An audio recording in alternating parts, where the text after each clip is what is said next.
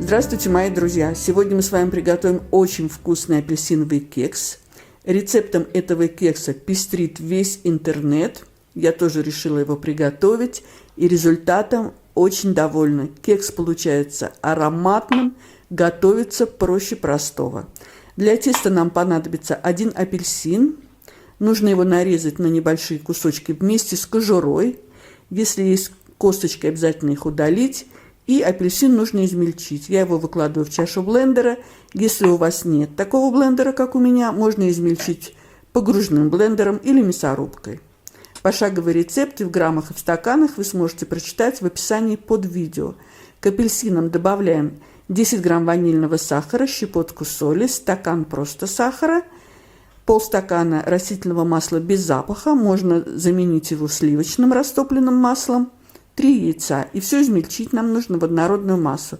В этом рецепте я пользуюсь стаканом объемом 250 мл.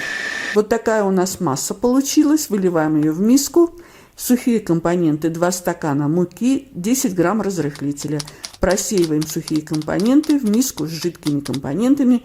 Ложкой замешиваем тесто. Друзья мои, если вам нравится видео, ставьте лайк. Это поможет продвижению видео.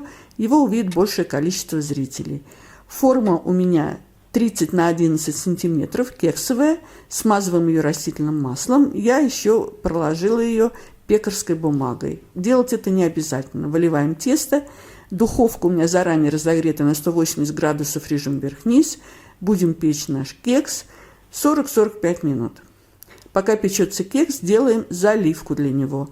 Сок 1 апельсина, к нему мы добавляем столовую ложку с горкой сахарной пудры. Все размешиваем. Кекс у меня пекся 45 минут. Проверяем готовность на сухую шпажку. Я его накалываю в горячем виде и залью заливкой. Можно этого не делать, просто остудите кекс и посыпьте его сахарной пудрой. Но уверяю вас, что заливкой будет очень вкусно. Даем кексу полностью остыть. Он впитал всю жидкость, остыл. Сейчас мы его выложим на блюдо. И я еще решила его украсить растопленным шоколадом.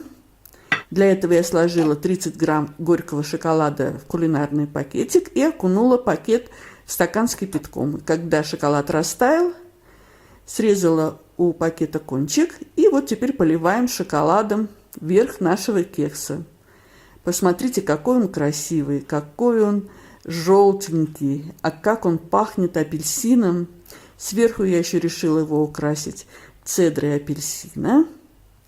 Посмотрите, как все симпатично смотрится. И сейчас мы разрежем кекс и будем его пробовать. Режется он прекрасно, он мягчайший. А посмотрите, какой он в разрезе, какой он пружинистый, какой он мягкий. Пробуем. Друзья мои, как же это вкусно! А если он постоит несколько часов, настоится, он будет еще вкуснее. Приготовьте, это так вкусно и так просто.